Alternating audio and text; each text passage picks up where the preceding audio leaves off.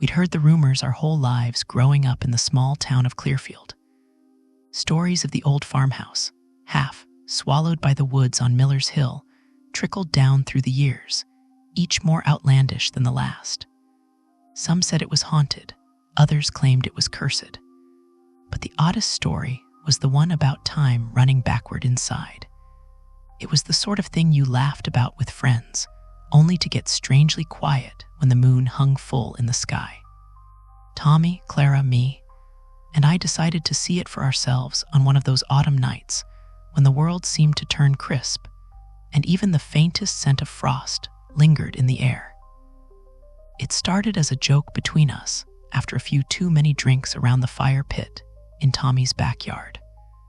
We'd been friends since high school, and our evenings still seemed to revolve around retelling old tales and daring each other into harmless trouble. So that's how we found ourselves at the edge of Miller's Woods, flashlights in hand, the beam of light bouncing nervously as we laughed away the creeping chill.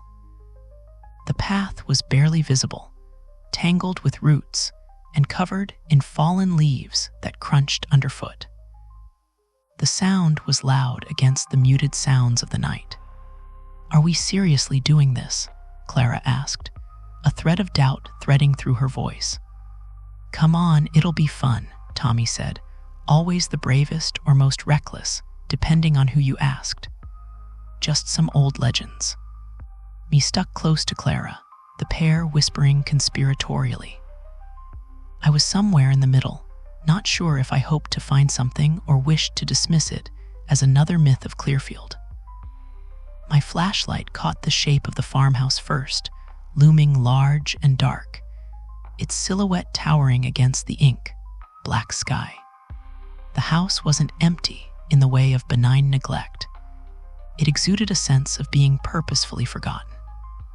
The windows were mostly intact, boarded up here and there, and the front door hung ajar, as if waiting for us to enter. Vines crawled up its sides, twisting around the porch pillars like the fingers of something that wasn't quite ready to let go.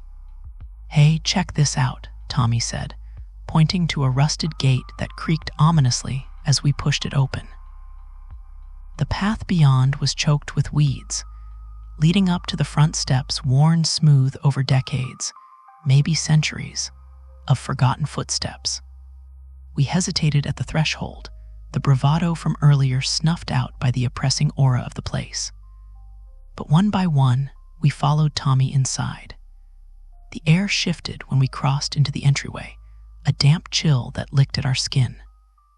Dust hung in the air, swirling in the beams of our flashlights, and I could swear there was something oppressive in the scent, something wet and earthy, the kind of smell that wasn't supposed to exist inside. "Totally normal," me muttered, her sarcasm failing to conceal a shiver.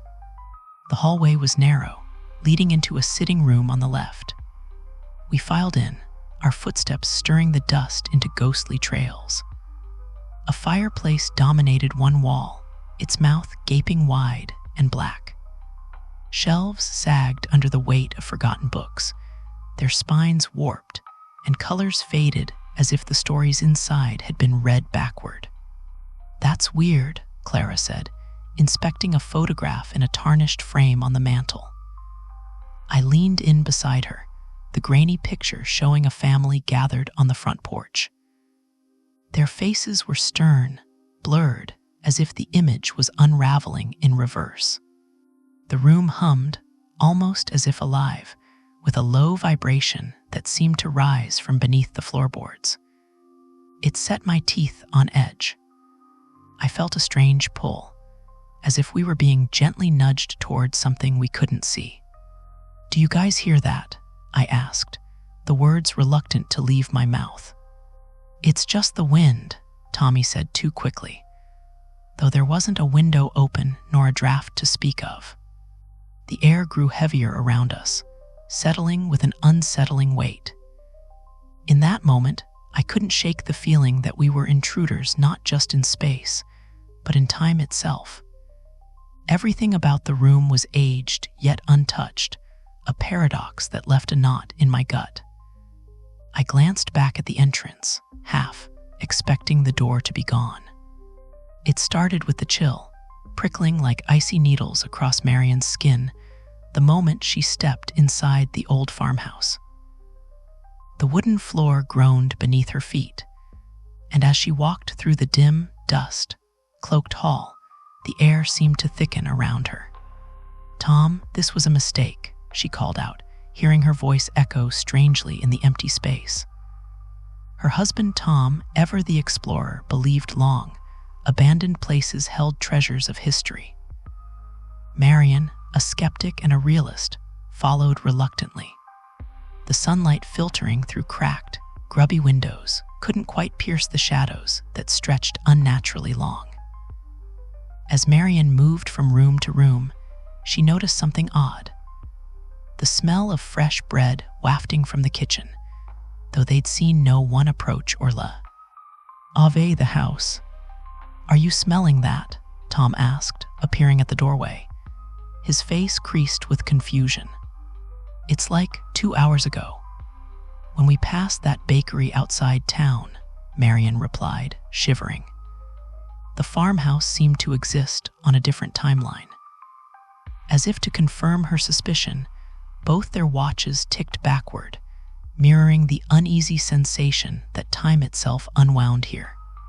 They reached the kitchen and found a loaf of bread, still warm, sitting on the counter. Next to it, a butter knife lay clean, as though waiting for the first slice. But it was the calendar on the wall that captured their attention, a relic. The date flipped to the exact day, month, and year, inexplicably, when they'd first met 20 years ago. Tom touched the pages with a trembling hand. "It's like we're living in reverse," he said, a hint of wonder in his voice. Marian wanted to flee. Still, she was anchored by a strange compulsion to solve the mystery, to keep moving forward, or rather backward. With every step they took, the bizarre rules of the house unveiled themselves.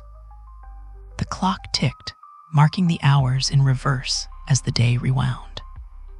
The further they explored, the more the house seemed to resist them, misplacing doors they believed they'd come through, merging rooms in impossible configurations. They tried leaving, but the front door opened to forest instead of the long driveway. A creeping dread settled into Marian's bones as she turned to Tom. "Maybe we're not supposed to leave," she suggested, a note of desperation in her voice. Just then, the walls began to tremble. Pictures rattled on their hooks, and the lights flickered, casting ghastly shadows dancing across the walls. The farmhouse felt alive, and worse, it felt angry. Marian and Tom hurried back to the hall, but found a new, unsettling rule. The house wouldn't allow them the comfort of retracing their steps easily. Rooms they'd passed through now led nowhere, or back to where they'd started. Tom, usually confident and decisive, seemed lost. "We need to find the heart of this place, something anchoring it to time," he mumbled, gripping her hand tightly, his knuckles white with fear. They stumbled into what could only be the dining room, except silent, like a solemn theater of forgotten meals. Its long table impossibly set with a lavish spread. The banquet looked as if it had been prepared for a celebration, frozen in time, untouched by decay. "The strangest dinner party," Marian joked, her voice hollow, while trying to put on a brave front. Yet inside, she felt the terrified prickling of being watched.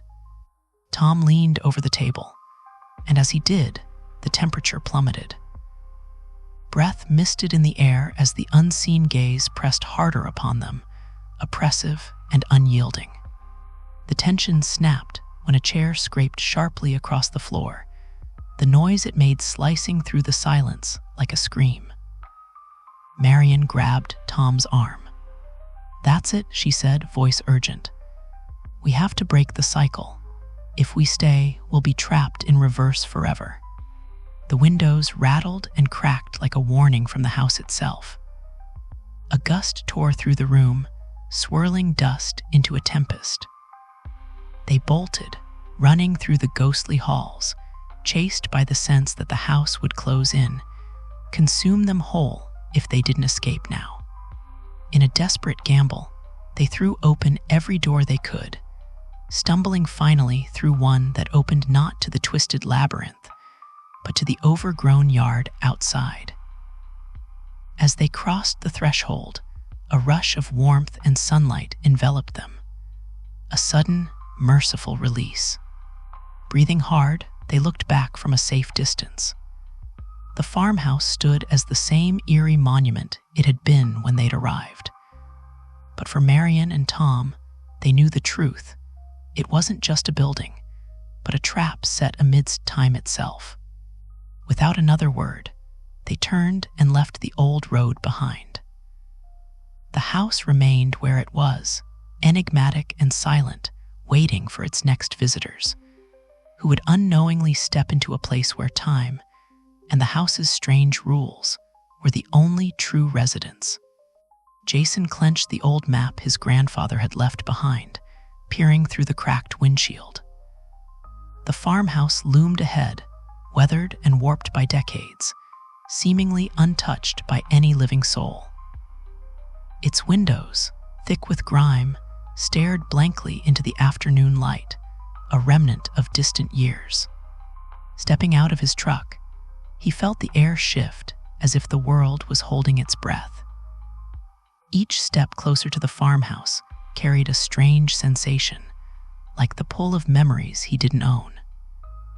The door swung open with an eerie creak as he pushed, revealing a dusty hall adorned with photographs and relics from the past. He moved deeper inside, the air thick with nostalgia and the acrid scent of old wood. He glanced at a clock on the wall, noting its hands ticking backward with quiet insistence. Each tick echoed in the silence, tugging on something within him, drawing H. I am deeper into a world not quite his own. As Jason explored, snapshots of life from previous decades seemed to take form around him. A child's laughter echoed in the kitchen, a woman's humming from a room upstairs. Yet each faded as he passed, leaving only the clock's relentless backward march. In one room, he discovered a diary, its pages yellowed with age. The entries were scrawled in a hurried hand, detailing the life of a woman named Eliza, who once called this farmhouse home. The words told of her longing to escape the irrevocable passage of time, her fear of being forgotten. With every page turned, the truth unveiled itself. Eliza had sought to stop time's cruel advance, to reverse its flow and capture the moments slipping away. Her desperate wish had altered the farmhouse, twisting its essence so that time inside moved backward. A soft sobbing pulled Jason from the diary's hold. He followed the sound to the attic, where he found a girl, no older than 7, her eyes wide with the innocence of youth trapped forever in this place. Her name, he knew instinctively, was Emily, Eliza's daughter. Emily looked at him with hope. "Can you help me?" she asked, her voice small against the heavy silence. Jason nodded. He realized that each tick of the backward clock was a step away from her lost future. The key must lie with the diary and the clock, intertwined in a loop of yearning and regret. He raced back to the clock, its hands defying every law of nature. As he pried open its back, he found a small compartment, barely noticeable, tucked away. Inside was a locket, tarnished but unmistakably loved.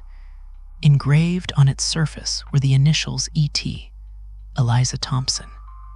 Jason returned to the diary, piecing together Eliza's final moments. Her last entry was a plea, a hope that someone would one day break the cycle and set her daughter free. He realized the clock must be reset to its natural course to end the cycle. He wound the clock forward, feeling the air shimmer around him. Emily appeared beside him, her presence a whisper now, but bright with hope. "Thank you," she murmured, her voice like the wind over a field. With one final glance, she faded, leaving Jason alone in the room. The clock now ticked forward, echoing normalcy. He stepped outside, the farmhouse's shadow no longer burdened by the weight of forgotten time. The sun hung in the sky, marking a new beginning, a question lingering on the horizon. What of those wishes we hold across time, the ones that twist our paths in unseen ways? Jason pondered this as he drove away, leaving the farmhouse and its silent secrets behind, ever watchful of the tick. Talk that now sounded just right.